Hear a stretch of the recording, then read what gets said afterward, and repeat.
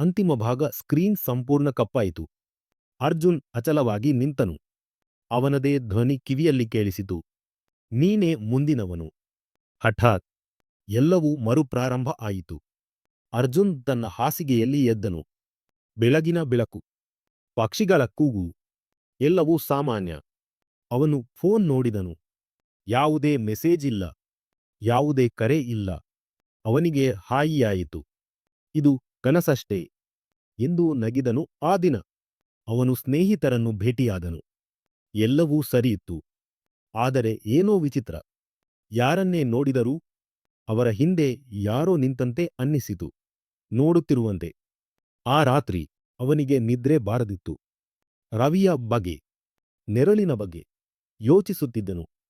ಹಠಾತ್ ಅವನ ಫೋನ್ ಬೆಳಗಿತು. ಅನ್ನೋನ್ ನಂಬರ್ನಿಂದ ಮೆಸೇಜ್. ನೀನು ನಿಜವಾಗಿಯೂ ತಪ್ಪಿಸಿಕೊಂಡೆಯಾ? ಅವನ ಕೈಗಳು ನಡುಗಿದವು.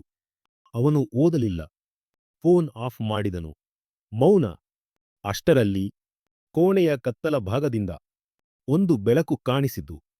ಫೋನ್ ಸ್ಕ್ರೀನ್ ತರ. ಆದರೆ ಅವನ ಫೋನ್ ಅವನ ಕೈಯಲ್ಲಿತ್ತು.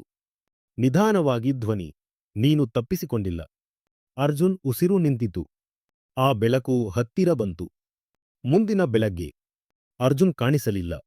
ಯಾವುದೇ ಗುರುತು ಇಲ್ಲ. ಅವನ ಫೋನ್ ಮಾತ್ರ ಹಾಸಿಗೆಯ ಮೇಲೆ ಇತ್ತು. ಸ್ಕ್ರೀನ್ ಮೇಲೆ ಹೊಸ ಕಾಂಟ್ಯಾಕ್ಟ್. ಅರ್ಜುನ್, ಅದು ಇನ್ನೊಬ್ಬರಿಗೆ ಕರೆ ಮಾಡುತ್ತಿದೆ. Unknown number. ಕೊನೆಯ ಸಾಲು. ಈ ಕಥೆ ಮತ್ತೆ ಆರಂಭವಾಗುತ್ತದೆ.